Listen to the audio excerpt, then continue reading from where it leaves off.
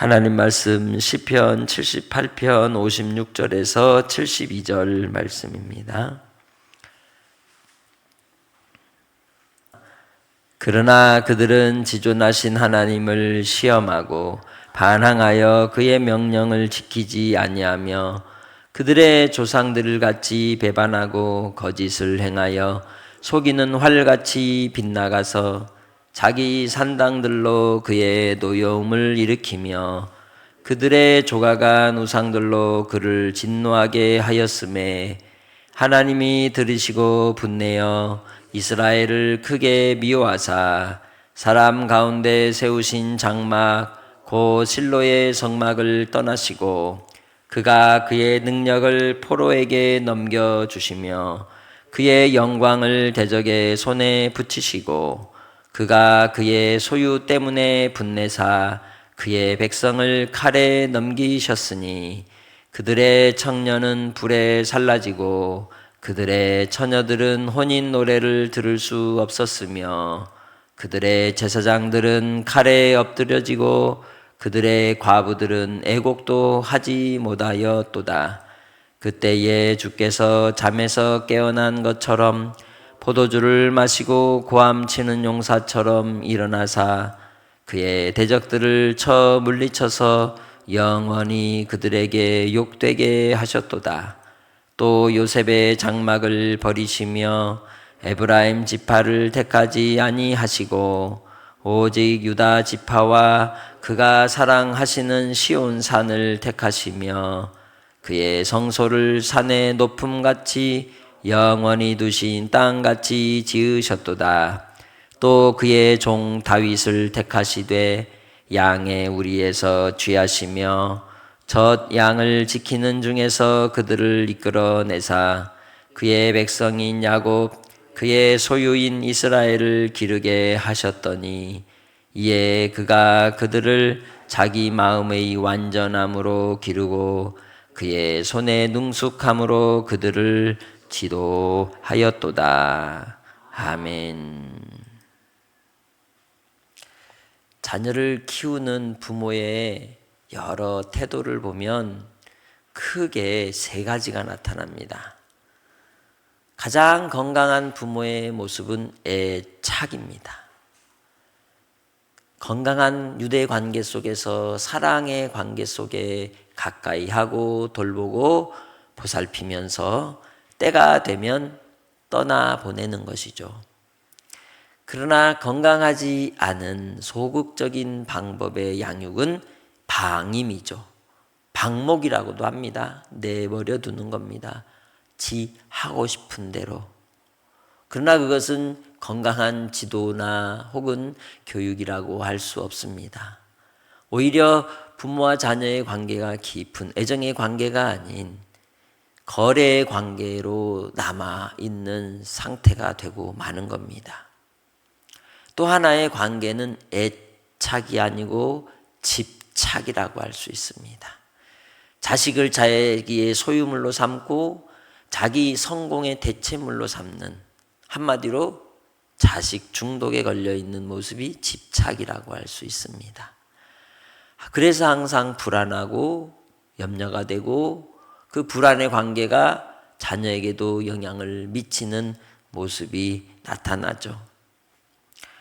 시편 78편은 이스라엘 백성들을 향한 하나님의 양육의 모습, 그리고 그들이 하나님께 어떻게 행동하는가에 대한 모습 속에서 우리가 이 땅에서 하나님이 아끼시는 게 있고 과감하게 버리시는 게 있다는 걸 알 수 있습니다. 하나님은 우리와 사랑의 관계 속에 있기를 원하십니다. 그러나 우리는 하나님께 거래하려고 해요. 그래서 뭔가를 주셔야 우리도 거기에 합당하게 조건을 달고 순종하겠다고 요구를 하죠. 그러나 그 결과는 결국 유기가 되는 겁니다. 하나님께서 온 인류에 대하여 내리시는 심판은 딱 두 가지예요. 선택과 유기라고 말합니다. 유기는 버리는 것, 혹은 내버려 두는 것이라고 할 수 있습니다. 자기 죄에 자기 꾀에 넘어가 스스로 자멸하는 인생들. 그러기에 그들에겐 하나님의 심판이 스스로 가는 길로 말미암는 것입니다. 본문 속에서 하나님께서 그 백성들을 이끄시고 인도하시는 가운데 끊임없이 변함이 없이 긍휼을 베푸시고 사랑을 베푸시고 하나님께서는 올바른 길로 그들을 양육하셨지만 이스라엘 백성들은 56절에 말씀하듯 지존하신 하나님을 시험하고 반항하고 명령을 지키지 않으면서 철없는 아이처럼 행동을 했다는 거죠. 그래서 배반하며 거짓을 행하고 속이는 활같이 그렇게 그들은 거짓이 점철된 인생을 살았던 겁니다. 그러나 그렇게 그러한 모습으로 사는 인생들은 결국 하나님의 진노를 벗어날 수 없었는데 그 이유가 뭐냐? 우상에 빠져 있었다는 거죠. 다른 말로 집착하고 있었던 겁니다. 땅에 사는 인생들은 죄 가운데 아담과 하와가 범죄한 이후에 가지는 습관이 있는데 그게 집착이에요. 무언가에 자꾸 빠져든다는 거죠. 하나님 아닌 누군가의 관계에 빠져들고 또 무언가 목표에 빠져들고 이 땅의 성공에 빠져들고 그 무엇의 마음이 빼앗겨 하나님을 바라볼 겨를이 없이 그렇게 바쁘게 살아갈 때가 참 많습니다. 신앙생활도 그렇게 하는 경우가 있어요.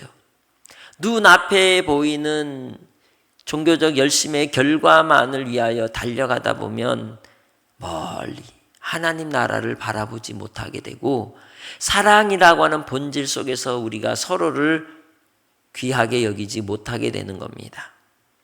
하나님께서는 우리를 향한 애착의 관계 속에서 구원의 은혜를 베푸시려고 가장 아끼는 가장 애착의 관계 속에 유대 관계 속에서 삼위일체로 한 분이신 그의 아들 예수 그리스도를 우리에게 버리신 겁니다. 아끼지 않고 던져버리셨습니다. 뭐 하려고? 우리를 구원하여 애착의 관계 아래서 교감하기를 원하시기 때문에. 갓 태어난 아기가 엄마를 보면 어때요? 미소를 짓고 웃고 방긋방긋하며 그 엄마의 표정을 그대로 읽어내듯이 하나님의 아들 예수 그리스도는 하나님을 바라보며 하나님과 하나님 안에 있을 때마다 하나가 되셔서 같이 기뻐하셨고 같이 창조하셨고 같이 하시며 모든 역사의 영광의 자리에 같이 하셨습니다. 그러나 그 하나님의 뜻을 받들어 순종하기까지 사람이 되어 우리를 구원하시는 일을 이루시기까지 주님은 모든 일에 복종하셨던 것이죠. 그게 애착의 관계 아래서 나타나는 결과입니다. 누가 효할까요? 건강한 관계 속에 부모에 대한 귀함을 알고 그 유대 관계 속에서 혹 방임 속에 키워지고 집착 속에 키워졌다 해도 스스로 깨닫는 아이는 효하게 되어 있는 거죠. 주의 말씀 속에서 오늘 이 시대 속에서도 주님은 애착의 관계 속에서 우리가 주 안에 있기를 원하십니다.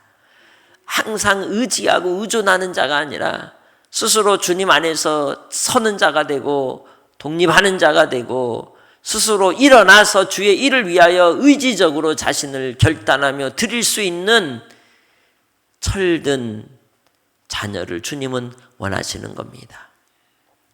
그래서 우리는 주님 예수 그리스도께서 우리를 위하여 자신을 내어 버리시기까지 그 하나님의 사랑을 나타내 본을 보여주신 것처럼 우리가 구원의 은혜를 입은 자라면 주 예수 안에서 우리도 하나님의 그 뜻을 받들어 주님 안에 거하기를 기뻐하고 그 말씀을 순종하여 결단하며 살아가는 백성이 되어야 하는 것이죠. 우리 안에 집착하여 빠져있는 이 중독에서 벗어나야 하는 겁니다. 하나님의 노여움을 일으키는 것이기 때문이죠. 그래서 하나님께서는 이스라엘을 크게 미워하셨다고 말씀합니다. 그들이 우상에 빠져 있을 때 하나님은 그들에게 대하여 어떻게 하셨습니까? 60절 실로의 성막을 떠나버리셨다고 말씀하죠. 사람 가운데 하나님이 너희와 함께 하겠다는 약속의 징표로 주셨지만 그것도 하나님은 버리셨다는 거예요. 가장 아끼시는 것을 버리십니다. 왜? 인생들을 사랑하시기 때문에. 그들을 징계하시고 진노하시는 것은 그들을 죽이시려함이 아니라 그들이 깨달아 돌이켜 주께로 돌아오기를 원하시기 때문인 것입니다. 그래서 그들은 아수르로, 바빌로니아로, 페르시아로 포로가 되고 나라를 빼앗기고 나라 잃은 서름 속에서 살아가는 인생들이 되게 하셨던 것이죠. 그렇게 하나님은 그들을 양육하기를 기뻐하시고 원하셨던 겁니다. 우리의 삶도 그렇습니다. 주 예수 안에서 하나님의 자녀로 살아갈 때 고난이 있고 시련이 있고 인생의 연단의 과정을 겪고 거치는 것은 나의 집착하는 것을 내려놓고 내가 아끼는 것에 마음이 빼앗길 때 그것들을 무너뜨리시고 오직 하나님만이 우리의 참 주가 되시며 사랑의 근본이심을 알게 하려 하시는 것이에요. 주님 예수 안에서 우리가 이 땅에서 무엇이 기쁨이 됩니까? 무엇이 영원한 행복이며 영원한 즐거움이 될까요? 오직 주님 예수 안에 내가 발견되는 데 있는 줄 믿습니다. 한 번 왔다 가는 인생입니다. 그래서 본문 63절에 청년이 불살라지고 처녀들에게서 혼인 노래를 들을 수 없고 제사장들도 칼에 엎드러지고 그들의 과부들도 애국하지 못하는 예루살렘이 함락당하는 일이 일어날 것을 예고하고 있지만 그러나 하나님께서는 이 모든 일들 속에서 하고자 하시는 뜻이 무엇입니까? 그들이 수욕을 당하고 수치를 당하고 요셉의 장막이 버림을 당할지라도 에브라임 지파가 택함을 받지 않는다 할지라도 그러나 하나님께서 생명의 불씨를 남겨두셨으니 유다 지파를 통하여 하신다는 거예요. 끝까지 언약을 붙들고 그 약속을 따라 유다의 그 계보를 잇는 예수 그리스도의 길을 보여주고 있는 것이죠. 배반하는 역사, 버림을 당하는 역사, 유기되는 역사, 하나님의 징계와 진노를 받고 하나님께로부터 택함에서 제외당하는 그러한 인생들처럼 보이는데 하나님은 그 애정의 마음을, 애착의 마음을 예수 그리스도로 이루시기 위하여 유다 지파를 통하여 시온을 택하시고 성소를 이으시고 그리고 이 다윗을 통해 하나님의 소유된 그 백성들을 기르시게 하셨다는 겁니다. 나의 삶이 지금 어디쯤 있을까요? 온 인류 수천 년의 역사 속에 나는 과연 나의 인생 속에서 하나님의 택함의 자리에서 어디쯤 있을까요? 그러나 그 자리에서조차도 주님과의 관계가 집착의 관계가 되지 않고 유기의 관계가 되지 않고 애정의 관계 속에서 주님의 사랑을 알고 그 은혜를 누리며 깨달으며 교감할 수 있는 믿음의 성도들이 되시기를 바랍니다. 72절 같이 읽습니다. 이에 그가 그들을 자기의 완전함으로 기르고 그의 손의 능숙함으로 그들을 지도하였도다. 아멘. 다윗이 그러했다는 겁니다. 다윗이 하나님이 주신 은혜의 은총을 힘입어서 그 백성들을 돌보고 양육할 때에도 그들을 지킬 때에도 하나님의 완전하심을 따라서 감당했고 그리고 또한 그가 익숙한 대로 그가 연습하고 훈련한 대로 그 백성들을 가르치며 지도했음을 이야기합니다. 하나님은 지금도 여전히 우리를 사랑하십니다. 그 사랑은 변함이 없습니다. 부모가 자녀를 사랑하는 것보다 더 사랑하시는 하나님의 사랑이 우리를 그 손에서 벗어나지 않게 하시며 지켜 보호하여 주시는 줄 믿습니다. 그래서 우리는 본질로 돌아가야 하는 겁니다. 요란한 세상 가운데 살다가 하루를 마무리하고 잠자리에 들기 전 하루를 정리하면서 우리는 다시 주님의 품 안에서 발견되기 원합니다. 주님의 말씀을 통해 새 힘을 얻기를 주의 이름으로 축복합니다. 나를 이끄신 주님, 나를 지도하신 주님, 나와 깊은 유대관계 속에 사랑으로 오늘도 나를 지켜주셨음을, 오직 사랑이라는 거예요. 그 사랑으로 나와 함께 하셨다는 거예요. 그러기에 내가 집착하면 버려지는 인생이지만 주님의 애정 안에서 은혜 아래 거하는 자는 하나님의 택함을 입으며 주의 사랑으로 말미암아 오늘도 복된 한 날이 되게 해 주실 줄 믿고 주께 감사하며 주님의 사랑으로 오늘도 무언가의 마음을 빼앗기지 않도록 항상 하나님을 경외하며 주를 섬기며 그 사랑으로 바라볼 수 있는 멀리 내다보는 시각을 가지시길 주의 이름으로 부탁합니다.